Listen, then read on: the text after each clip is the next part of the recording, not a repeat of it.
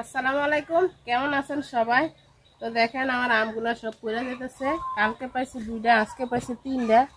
তো আমে আছে মানে 5-7টা। কোন জায়গাতে আম পরে আমি নিজেও জানি না। ওই যে এই আমগুলা নাকি অনেক মজা। এখন আম এই যে ছোটো ছোটোগুলাতে অনেক মাংস। তো আজকে আজকে রান্না করব পুঁই শাক দিয়া, ছোটো ছোটো লাল আলু দিয়া, শুটকি দিয়ে একটা ভর্তা ভাজি করব। যারা যারা ভিডিওটা দেখতেছেন কষ্ট করে পুরাটা ভিডিও দেখেন। আর কি রোদ উঠছে দেখেন, ধান মনে হয় 2 দিনে পাইকা যাবো, কাঁচা ধান। আমার করলা গাছ দেখেন, করলা গাছগুলো এত সুন্দর ছিল, এখন খরার কারণে সব একদম নষ্ট হয়ে গেছে। দেখেন করলা আইব কিনা এদিকে আর সন্দেহ, যদি বৃষ্টি আইয়ে তো যদি করলা ধরে। আমার পুঁই শাক ক্ষেত দেখেন, মনে হয় আগুন জ্বালাই দিছে, আগুন জ্বালাই পুরা লাগছে। মাঝখানে তো পুঁই শাক নাই। তো আমি এই যে ছোট ছোট আগাগুলো আছে না, এগুলা নিয়ে ভর্তাবাজি করব। এই যে পাতাগুলা দেখেন কি পরিমাণ নষ্ট হয়েছে। তো এই শুধু আগাটা নিব, দেখি যদি বৃষ্টি আইয়ে ঠিক হয়, হইলে তো হইলো, না হইলে আবার নতুন করে লাগাবো। নরম নরম একদম আগাগুলা নিব আমি।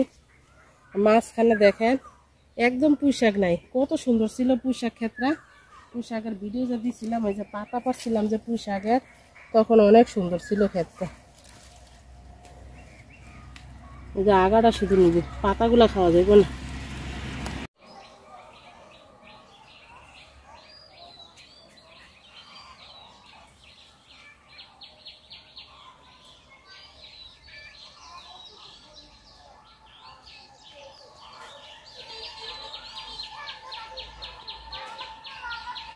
পুঁই শাক কাটতে নিচ্ছি দেখেন, এগুলা এই যে সুন্দর সুন্দর নরম নরম ডোকাগুলা। আর আমার এইখানে দেখেন আলু শাক হয়েছে, মাশাআল্লাহ অনেক সুন্দর। তো এটি যখন বৃষ্টি হইব না, আলু শাকগুলা মোটা মোটা হইব। আর এই যে মিষ্টি কুমড়া শাকও আছে। তো আলু শাক খাওয়ার আমার অনেক মানে শখ। আলু শাক আমার খুব পছন্দের একটা শাক। তো ইনশাল্লাহ আলু শাকও একদিন রান্না করব। যখন বৃষ্টি হয় না, এই ডোকাটি আরো মোটা মোটা হইব। তো আমি দেখেন এই যে পুঁই শাক কাটতে নিয়েছি, এগুলো আর কিছুই করবো না, শুধু ধুইয়া কুচাই নিব। আর এই যে দেখেন আলু দেখেন, এই যে লাল আলু আর সাদা আলু, এটাও নাকি লাল আলুর মতোই খাইতে মজা। আর এই যে লাল আলু, আর এই যে শুটকি নিয়ে নিছি। তো এই শুটকি দিয়ে ভাজি করলে মজাই লাগে, মানে ভর্তার মতো ভাজি করবো আমি হালকা একটু জাল দিয়ে। তো শাকগুলো আমি সুন্দর করে ধুয়ে নিছি, গড় থেকে ধুয়ে আনছি বেসিংয়ে। তো এখানে আর একটু ধুইলাম। নিজেরা সবজি লাগাইছি দেখে দেখেন একটু একটু খাওয়া যায়। তো আমার বাড়িতে আলহামদুলিল্লাহ সব গাছ গাছালি আছে, সবজি গাছ বিশেষ করে। তো ওই যে দুন্দুল গাছ আছে দেখেন, এটা খালের পার আমার। তো 2-1 দিনের ভিতরে আবার দুন্দুলও পারা যাইব, ইনশাল্লাহ দেখাবো আপনাদের। আর 2 দিনের ভিতরে দুন্দুল বড় হয়ে যাব। আমার পেঁপে গাছও আছে মাশাআল্লাহ, অনেকগুলো পেঁপে গাছ লাগাইছি আমি, ইনশাল্লাহ ধরলে দেখাবো আপনাদের। তো চিকন চিকন করে শাকগুলা কুচাই নিব আমি। তো দেখেন আমার এই যে পজেট পারে গেছিল সকালে, কতগুলা মরিচ আনছে, আরও আছে ঘরে মরিচ। তো সবজি লাগাইলে এরকমই, নিজেদের আসলে খাইয়া শেষ করা যায় না, আলহামদুলিল্লাহ সব কিছুর জন্য। আমার বাড়িতে ফুলগুলাও দেখেন কি যে সুন্দর লাগে, মানে মনে হয় যে তাকায় থাকলে শান্তি, ফুলের দিকে তাকাইলে মন ভালো হয়ে যায়। পুঁই শাকগুলা সুন্দর করে কুচাই নিছি আমি। এই যে আলু কুচাই নিব, আলু আমি ছুলবো না, ছুলা সহ দিব। চিকন চিকন করে এভাবে কুচাই নিব।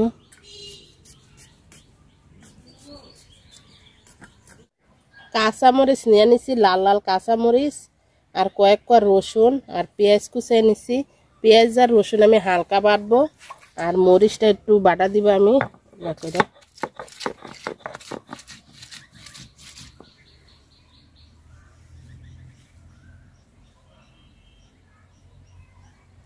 ফুল দেখেন প্রতিদিন, এই যে যত ফুল ফুটে আছে, এতগুলা ফুল সকালে ফুটে বিকালে মারা যায়, আবার প্রতিদিন সকালে এতগুলা ফুল ফুটে বিকালে মারা যায়। দেখেন প্রতিদিন কি পরিমাণ ফুল যে ফুটে।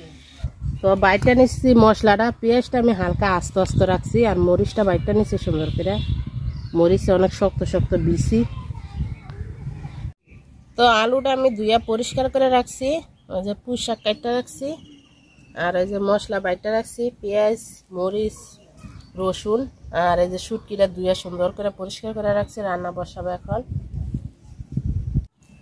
তেল দিয়ে দিলাম পাতিলে, ভর্তা ভাজি করলে হালকা একটু তেল বেশি দেওয়া লাগে। তেল গরম হয়ে গেছে, বাটা মশলাটা দিয়ে দিলাম।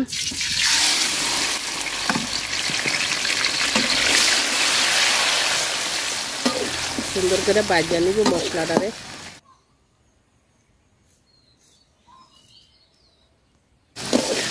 মশলাটা আমি তেলের সাথে সুন্দর করে ভাজা নিছি, শুটকি দিয়ে দিলাম। শুটকি দিয়ে আর একটু ভাজা নিব।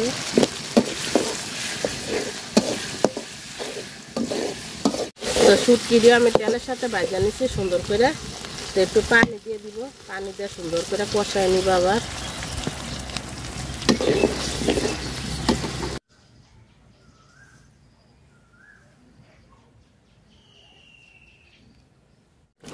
লবণ আর দিয়ে দিব একটু হলুদ গুঁড়া।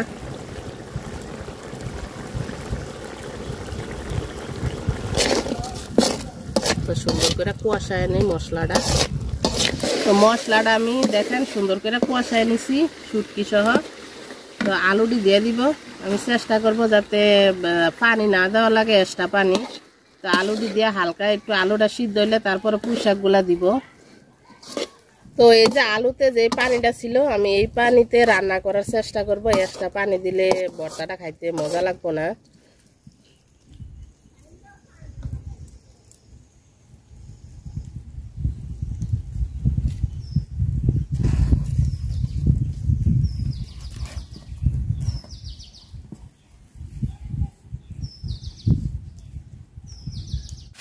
তো আলুটা দেখেন আমি সুন্দর করে ভাজা নিচ্ছি, আর পানি নেই একটু।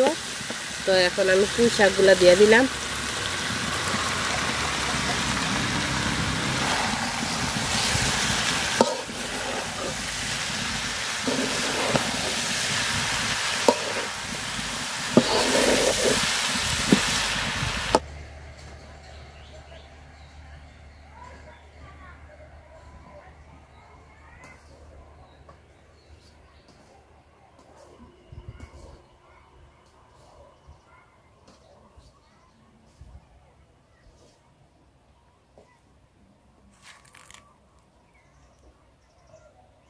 তো ভর্তা অনেকখানি হয়ে গেছে, আর একটু হইব, একদম ভাজা ভাজা করে ফেলবো আমি। আলু আর পুঁই শাক সিদ্ধ হয়ে গেছে, তো পানি রাখবো না, আমি পানিটা একদম টানিয়ে নিব।